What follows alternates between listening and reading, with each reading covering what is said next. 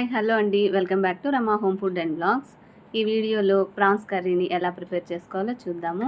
ఈ కర్రీ రైస్లో కానీ, రోటీలో కానీ, దోశ, ఇడ్లీ ఎందులోకైనా కూడా చాలా బాగుంటుంది. ఇలా ఒక్కసారి ట్రై చేశారంటే ఎప్పుడు చేసినా కూడా ఇలానే ప్రిపేర్ చేసుకుంటారు. అంత టేస్టీగా ఉంటుంది. దీన్ని ప్రిపేర్ చేసుకోవడం కూడా చాలా సింపుల్ అండి. మరి లేట్ చేయకుండా ఎలా ప్రిపేర్ చేసుకోవాలో చూద్దాము. ఇక్కడ నేను 1/2 kg దాకా రొయ్యలను తీసుకున్నాను. ఇప్పుడు దీన్ని క్లీన్ చేసుకోవడం కూడా చూపిస్తాను, ఎలా క్లీన్ చేసుకోవాలో. ముందుగా తలకాయని కట్ చేసేసుకొని మిగతా పార్ట్కి షెల్ని రిమూవ్ చేసేస్తే సరిపోతుంది.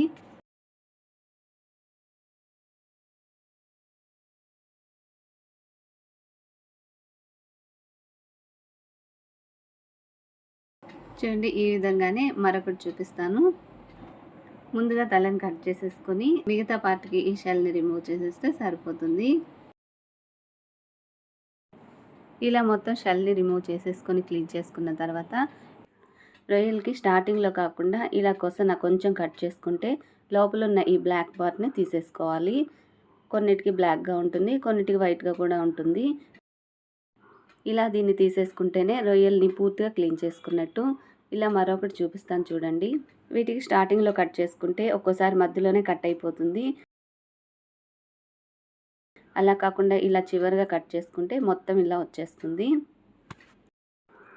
ఇలా అన్నిటిని క్లీన్ చేసుకుంటేనే మనం రొయ్యల్ని పూర్తిగా క్లీన్ చేసుకున్నట్టు.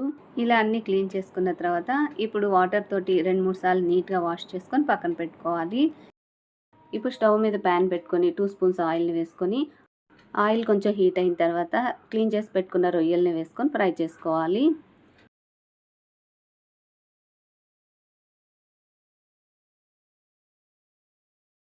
ఇలా ఫ్రై చేసుకునేటప్పుడు ఇందులో కొంచెం సాల్ట్ అలానే కొంచెం పసుపును వేసుకొని ఫ్రై చేసుకోవాలి. ఇలా ఫ్రై చేసుకోవడం వల్ల ఈ రొయ్యల్లో ఉన్న వాటర్ అంతా రిలీజ్ అవుతుంది. చూడండి, ఈ విధంగా ఫ్రై చేసే కొద్దీ వాటర్ ఇలా రిలీజ్ అవుతాయి. ఈ వాటర్ మొత్తం ఎగురుకుపోయే వరకు ఫ్రై చేసుకోవాలి. ఇలా ఫ్రై చేసుకోవడం వల్ల రొయ్యల్ని తినేటప్పుడు టేస్టీగా ఉంటాయి. ఇలా వాటర్ మొత్తం ఎగురుకుపోయిన తర్వాత ఇప్పుడు వీటిని ఒక ప్లేట్లోకి తీసి పక్కన పెట్టేసుకొని కర్రీని ప్రిపేర్ చేసుకుందాము. కర్రీని ప్రిపేర్ చేసుకోవడానికి ఇక్కడ నేను మీడియం సైజ్ ఆనియన్స్ ఒక 6 తీసుకున్నాను. ఈ ఆనియన్స్ని కట్ చేసుకొని మిక్సీలో వేసుకొని బ్లెండ్ చేసుకోవాలి. ఈ ఆనియన్స్ని మన గ్రేవీ కన్సిస్టెన్సీని బట్టి యాడ్ చేసుకోవచ్చు. ఒకవేళ మీకు ఇంకా ఎక్కువ గ్రేవీ కావాలి అనుకుంటే ఒక 2 ఆనియన్స్ ఎక్స్ట్రా యాడ్ చేసుకుంటే సరిపోతుంది. మిక్సీలో బ్లెండ్ చేసేస్తాం కాబట్టి వీటిని కాస్త పెద్ద ముక్కలుగానే కట్ చేశాను. ఇలా మిక్సీలో వేసుకొని ఫైన్ పేస్ట్గా బ్లెండ్ చేసుకోవాలి. ఇలా బ్లెండ్ చేసుకోవడం వల్ల మన గ్రేవీ స్ట్రక్చర్ అనేది బాగుంటుంది.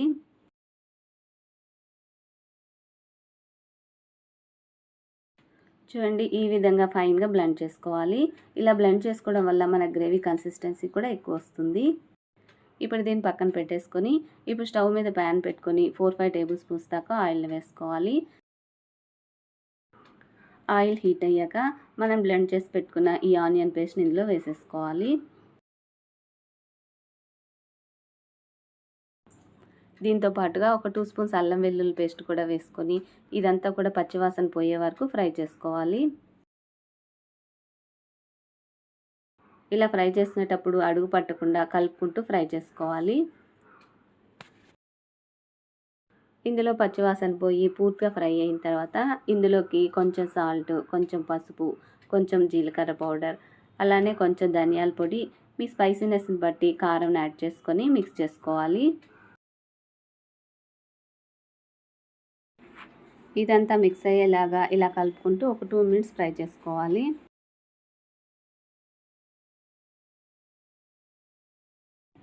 చూడండి, ఈ విధంగా ఒక 2 మినిట్స్ బాగా ఫ్రై చేసుకోవాలి.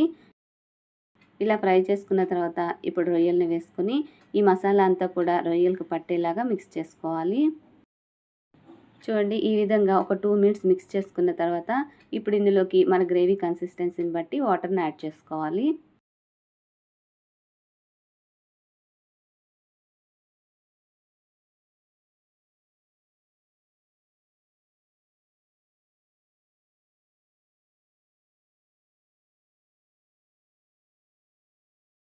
ఈ స్టేజ్లో టేస్ట్ చెక్ చేసుకొని ఉప్పు కానీ కారం కానీ అడ్జస్ట్ చేసుకుంటే సరిపోతుంది. ఇలా ఒక 5 to 10 మినిట్స్ ఉడికించుకున్న తర్వాత చూడండి, ఆయిల్ ఇలా పైకి తేలింది అంటే మన కర్రీ రెడీ అయిపోయినట్లే. ఇప్పుడు ఫైనల్గా కొంచెం పెప్పర్ పౌడర్ అలానే కొంచెం గరం మసాలా వేసుకొని ఒకసారి బాగా మిక్స్ చేసేసుకొని చివరగా కొత్తిమీరతోటి గార్నిష్ చేసుకుంటే ఎంతో టేస్టీగా ఉండే ప్రాన్స్ కర్రీ రెడీ అయిపోతుంది. మరి చూసారు కదా, ప్రిపేర్ చేసుకోవడం చాలా సింపుల్ అండి. టేస్ట్ అయితే అద్దిరిపోతుంది. మీరు కూడా తప్పకుండా ట్రై చేయండి.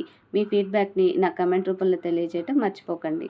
మన ఛానల్ని సబ్స్క్రైబ్ చేసుకొని లైక్ చేస్తున్న వాళ్ళకి థ్యాంక్స్ ఫర్ సపోర్ట్. అలానే మన ఛానల్ని కొత్తగా చూస్తున్న వాళ్ళు తప్పకుండా సబ్స్క్రైబ్ చేసుకొని పక్కనే ఉన్న బెల్ ఐకాన్ని క్లిక్ చేయండి. వీడియో నచ్చిన వాళ్ళు తప్పకుండా లైక్ చేసి షేర్ చేయండి. ఇది రైస్లో కానీ రోటీల్లో కానీ దోశ ఇడ్లీ ఎందులోకైనా కూడా సూపర్గా ఉంటుంది. ఇప్పుడు సర్వ్ చేసేసుకుందాము. మరి చూసారు కదా ఎంత సింపుల్గా ప్రిపేర్ చేసుకోవచ్చో. మరి లేట్ చేయకుండా మీరు కూడా తప్పకుండా ట్రై చేయండి. వీడియో నచ్చితే ఫ్రెండ్స్కి రిలేటివ్స్కి షేర్ చేయండి. ఇలాంటి క్విక్ అండ్ టేస్టీ రెసిపీస్ కోసం మన ఛానల్ సబ్స్క్రైబ్ చేసుకొని పక్కనే ఉన్న బెల్ ఐకాన్ని క్లిక్ చేయండి. Thanks for watching.